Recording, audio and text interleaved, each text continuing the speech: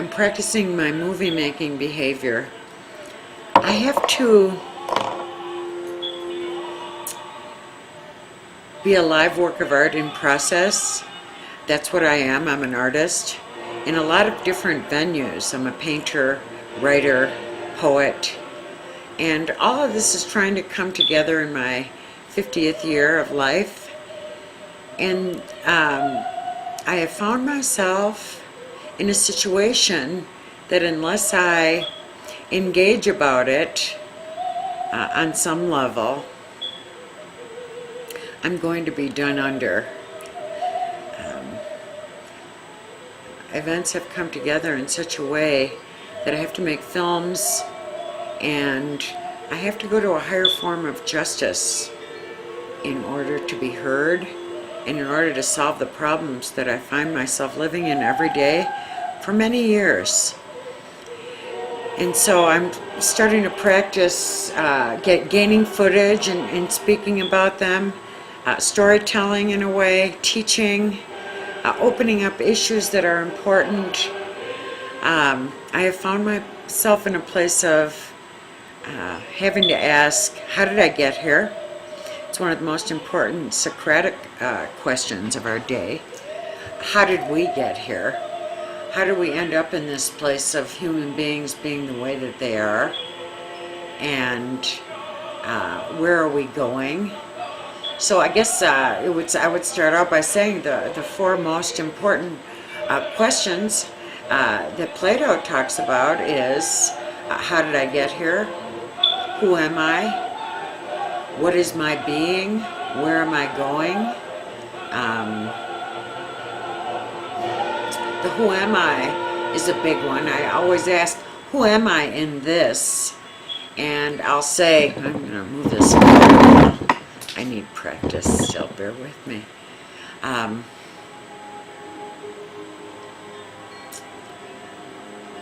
Where am I in this? How did I get here? I'm in a place enslaved. And I have to visit this issue of slavery. I have to visit issues of anti-Semitism, what's happened to me probably because I'm Jewish. I've had Islam following me and causing destruction to my life for many years.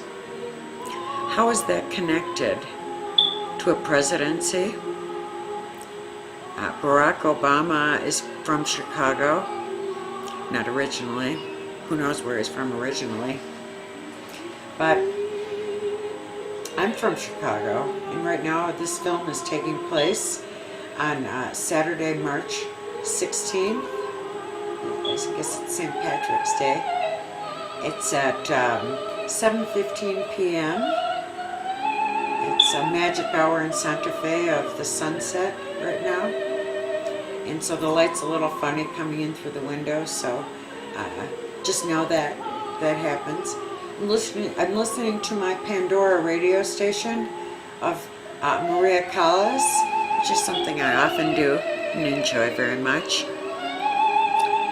But I have to talk about these things because I'm supposed to do that. I've been given this job of helping to save the planet, and everybody knows who's been given a job on those levels, what you're supposed to be doing. And instead of being a philosopher in the streets, I'm going to be a philosopher in my living room. It's an organic process that just comes out of a way of life.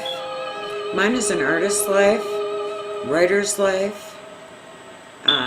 In these days, everybody is that because of our magnificent forms of communication that I've been witness to, and people of my generation have watched all the differences, levels of consciousness, and I do believe we're at such an opportune time because the internet, which we're all saturated in and fascinated with and part of our lives, and even part of our social activity, has a future in establishing a conscience People can't get away with things. Companies can't get away with things. Governments can't get away with things. Look at the marvelous things that happen in Tunisia and Egypt, for example. But it's so I'm taking up this idea of an organic work of art coming right out of my living room. I don't see myself as a Socrates figure as much as I see myself as that Diotima figure. Diotima from Mantua, I might be pronouncing it wrong.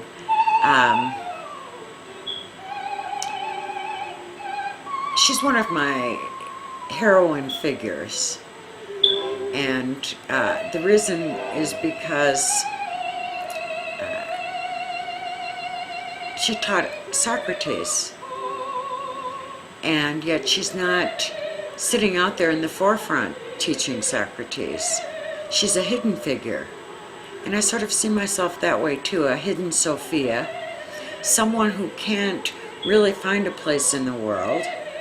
And maybe my place is in the virtual world, where I can really say things that might contribute to discourse and teachings that I've gone through.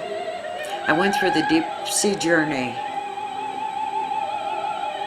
And when I hear people saying, oh, I went 1 or 2 to 4 years in the deeps of the deep sea journey, I smile, Socratic smile, Diotima smile, because in truth, if you are going through the deep sea journey, it takes a whole lifetime. And I see myself like Teresa or St. John or Christ or Socrates, Buddha, Mahatma Gandhi more recently. He's one of my heroes.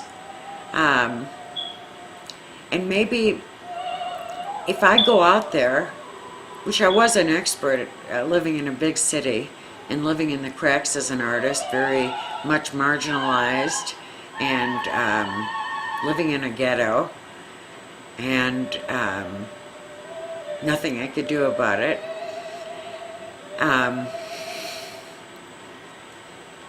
But I see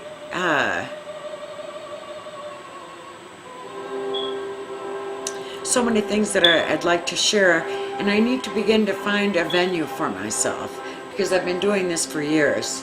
I mean, this is just in the past few months, and I've written out some ideas that I'd like to approach, and to see if I could come to higher thoughts about, to maybe evolve those thoughts, my thinking, my world, the way I'm forced to live because of certain factors.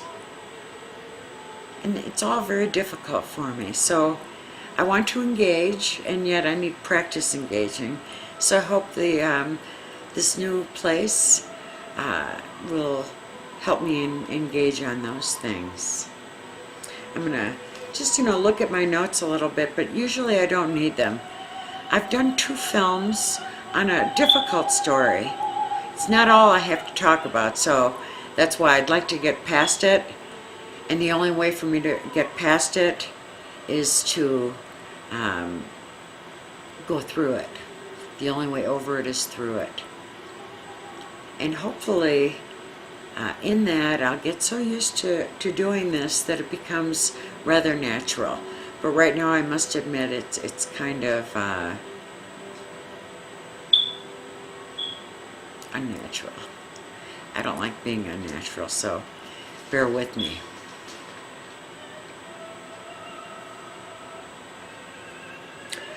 What does it feel like to be victimized by a particular race because of the race that you are?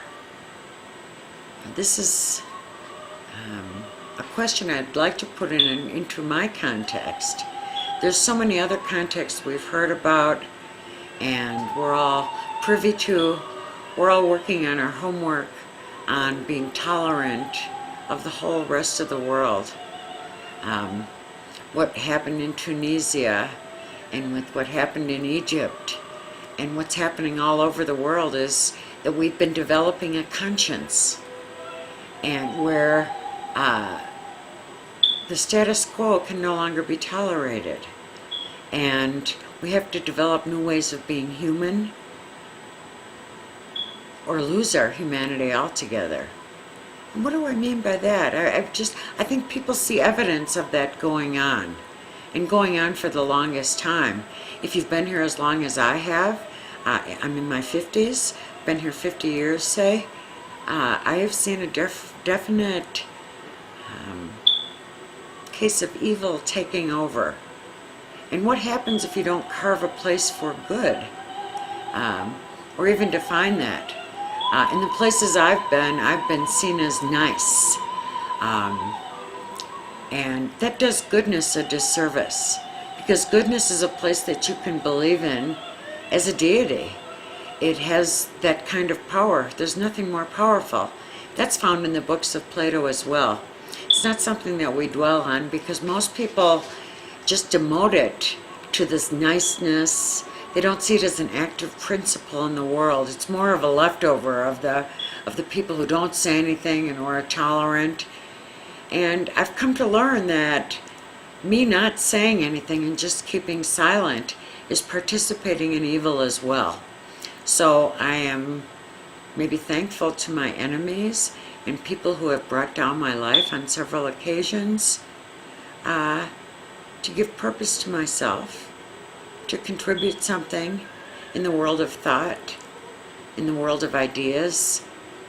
And I believe that on a cultural level, our society as humans, we are degrading ourselves in a lot of ways, or getting ourselves ready for degradation with authorities and not questioning certain principles of our very people.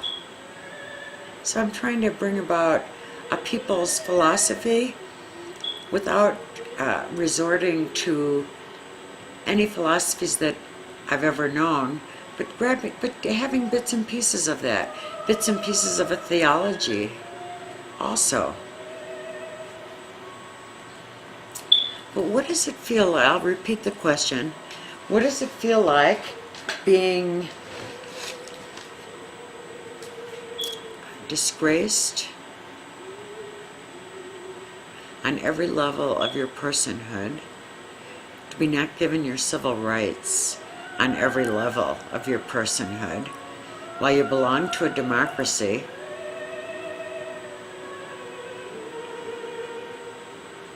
And what are those ideas of democracy, if I may be so bold? I'm not being clear yet. Maybe the vodka will help. I'm hoping that I'll just go on a long harangue. I do well with harangues. And since I don't have a harangue, I don't feel it in me, you know, that anguish. I think I'm just going to have to read some of my papers and just get a little practice at this.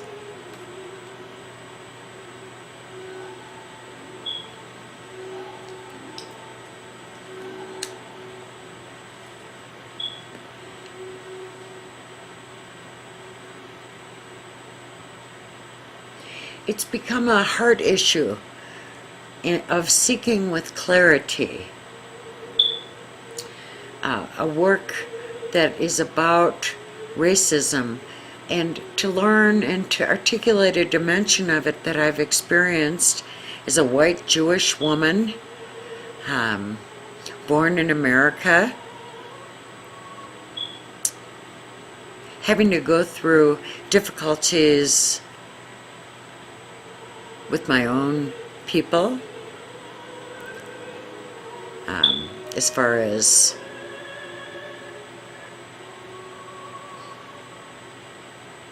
belonging, as far as my own feminism is concerned, as far as being an artist and a teacher. I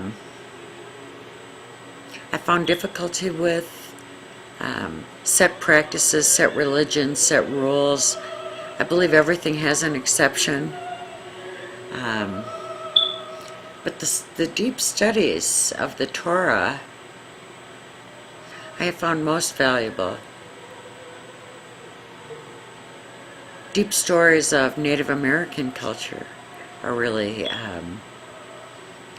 in anthropology and of how we got here. But every single race in America has a horror story of how America behaved. And I'm looking at this evil version of America. If you look, I've been reading Howard Zinn's version of history. Not his version, but the version that we're not told in school, and that's Howard Zinn's analysis, I should say. And every race in this country has a horror story. Native Americans, I can't be blamed, my generation, just like the black man can't be blamed for his racism. And the reason I say that, I'm not going to be able to do this. It's not working.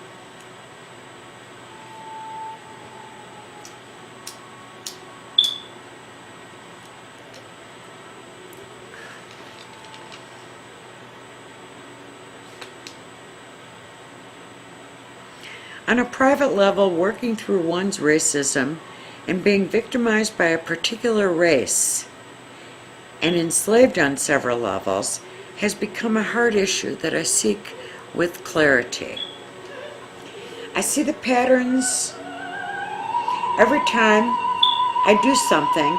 It suddenly gets echoed by the Oprah show. And on President Obama's radar,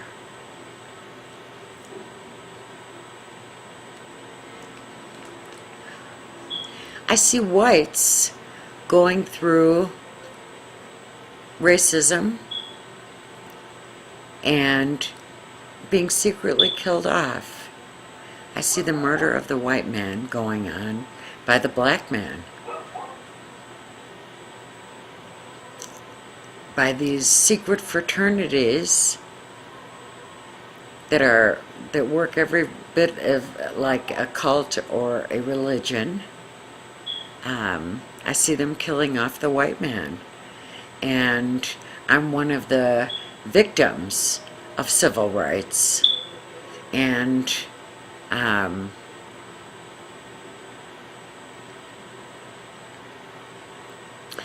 been followed around and hounded by mafias of Chicago. It happened very early on when I was a child, and we lived in a neighborhood that was filled with the mob, and I actually was one of the people who was used for the John F. Kennedy assassination. And I don't know how to go about clarifying that, but I think that our entire generation has been hijacked by that one event, and it was a promise of a golden age of civic responsibility, of all men being created equal, having the right to speak, having the right to liberty and the pursuit of happiness, having the right of free speech, that men and women would be equal. Those were golden dreams that were shattered in a lot of ways. The generation that I'm from, and I'm in my 50s, I'm at the end of the baby boomers. So I'm right at that edge. We're really the silent generation, because I was too young to speak and take part of things in things that were happening in the 60s, but I watched and it influenced everything that I did and everything who I am now. I was called the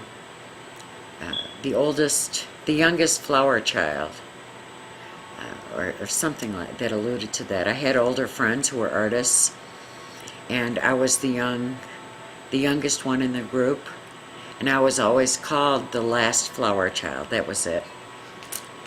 And I was always treated a special way by the elders, leading me to believe that I had a job to do that was to bridge certain aspects of the seen and the unseen worlds. I've traveled all the worlds. I might not have been around the world in planes, but I've traveled it in my deep sea journey throughout a 30-year period. Actually, a 50-year period. Since I've been here, I've had a very unusual life, I could say. I need to get deeper into this, and I'm fragmented, and I don't feel connected to the material.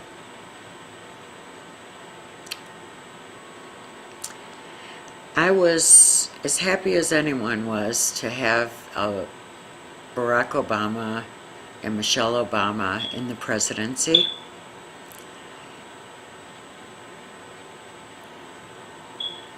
To me, it represents such an evolution from where I began, and the struggles that I endured, and the homework that I did on my very self, as far as civil rights go. I was born in the time post-Holocaust, and encountered all the Holocaust movies. It's very purposeful to really understand fascism, to understand what happened, why it happened. And I think there are as many interpretations of the Holocaust as there are people. And everybody's got their own. And mine is interesting. I was born in 57. That makes me 55. I was born on the Shabbat. And very young, my mother was one of these super nurses, and she got a job at this very orthodox Hebrew camp. And so I spoke Hebrew early on in my lifetime. And I was about 4 or 5 when we went there. And I was too young to be a camper, so I was hanging around my mother and her crowd. And one night, they were showing Holocaust movies. And I was in the room, and there was a lot of smoke in the room, I remember. And I felt trapped, and I never slept throughout my childhood because of those images. I felt trapped in this room of Holocaust movies, and I thought it was real. And it really did a number on my psyche, and the visualizations of that, and the images. And it brought up past lives, I'm sure. In fact, I went through experiences of that. But I think that that event happening to me, and me becoming an artist, because I couldn't sleep at night because of these images, and I started keeping a journal and writing about my day and everything like that, probably by age of at least 10 or 11. That's when I started. And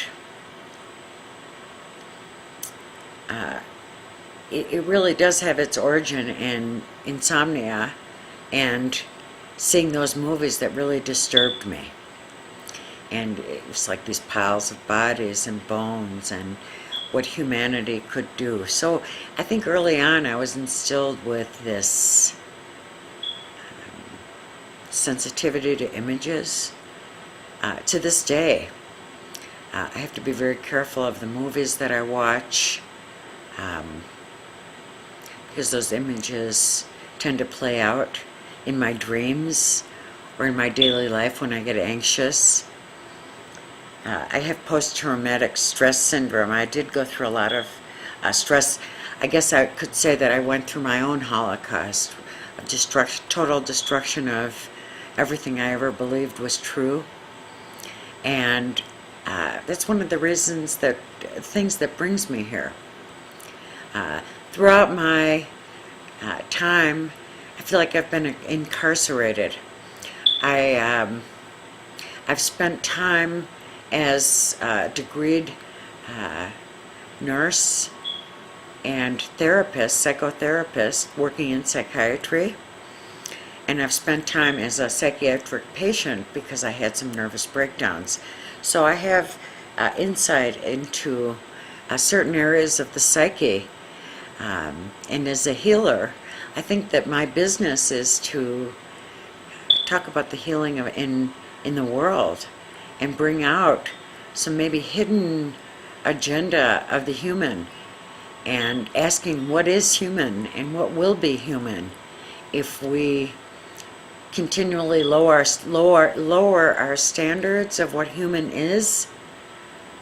And I've seen that happen progressively throughout my lifetime, and that's been disconcerting. When I see the worth of humans not be seen as nobility, to really, the noble place of humans has gone down. It's the way evil plays out in our world. It seems like everything is about evil, and every institution is landlocked because of it. The amount of people in jails, the amount of corruption. I think we're seeing the society that we're in its last vestiges of crumbling. And 9/11 began a certain cycle. And this is where I come involved, because it really articulated to me how much I was being railroaded by organized crime or mafia or a cult or government, whatever you want to call it. Those terms are sort of synonymous with me. I hate to say it's one person, even though I do know a few specific individuals who hounded my life, from things from putting dead cats in front of my door in Chicago, to making strange phone calls to me, things that would throw me off. They bugged my psychiatrist's office, so they used all my psychoanalytic material as triggers to manipulate me.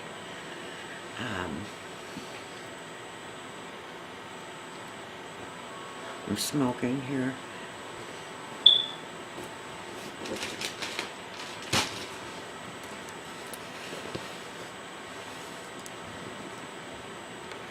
I want a story tell. Let's see.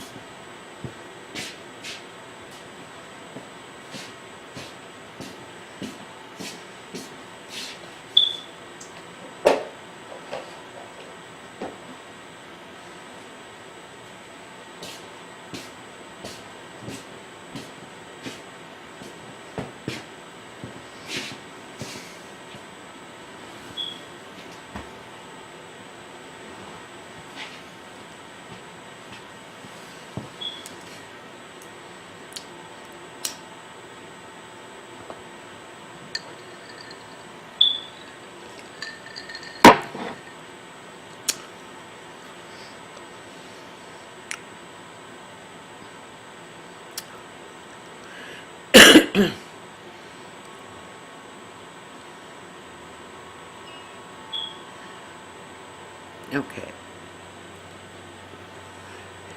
Where have I been? Where am I going? How did I get here? Oh. The idea of losing sleep made me an artist and a writer and a poet and a thinker. I remember the first book I bought. I used to, we had a mall right near my house, and I used to go to Crocks and Brentanos, and it was on the way to school. And next door was an art gallery. And I used to peruse the books and then go to the art gallery and then go to school or come home or whatever I did. Anyway, that was always something regular. I did from the time I was about 11. That's when we moved to the north side of Chicago. And my first book was Kahlil Gibran, I should say, The Prophet. And then Krishnamurti was my second book, Think on These Things. That's a bit precocious for an 11-year-old, but given this configuration of my life very early on,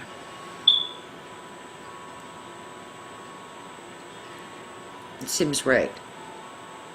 It's a writer very early, from age 11.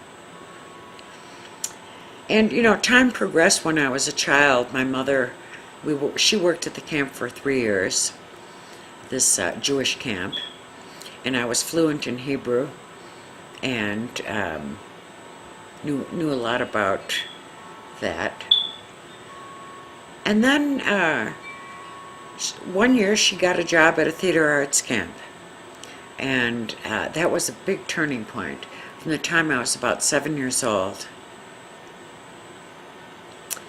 I was immersed in all the theater arts and musicals, stage scenery, painting, and sports, archery, tennis. I was a tennis player and a good archer. Those were my two sports. Oh, and I would throw the heavy ball. I threw it the furthest. So I participated in that. Girl Scouts. Until I started this camp, I became obsessed with music. I was a musician from the time I was, played piano from the time I was 5. And I'd always do recitals at the camp and public. I was always interested in public performances. Not interested, that was part of where I was.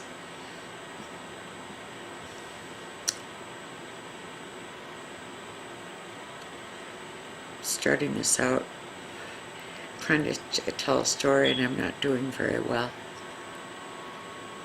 So I just spent time with you, just being myself and seeing if I can make this happen.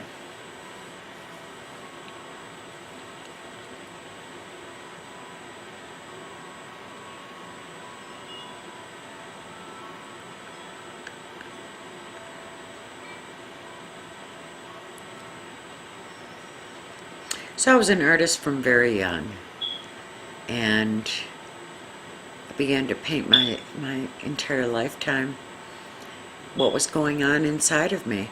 Abstract expressionism was a major painting form when I was growing up, and pop art. So my work definitely has snippets of pop art, snippets of those influences, expressionism. And then there's surrealism. And I used to go to that Crocks and Brentanos and next door the gallery. And I used to see Salvador Dali and Leroy Neiman paintings. Those were the places that he was being sold. I had a friend, we used to call her Byron, in high school. And she had this big overcoat, and she stole the Salvador Dali book with the clocks on the front, and that was the first time I saw it. And it was this golden coveted thing she took out from her overcoat, and I saw it, and it instantly had meaning for me. And I think it was the first time I was smoking marijuana, and I was a freshman in high school. So I started in the art department at this time, and our first assignment was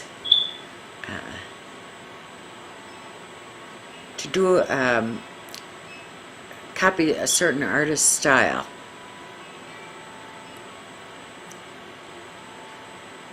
And no, that wasn't the first. It was get an object and zoom into it. No, the first assignment was, I'm going to watch myself. Bye.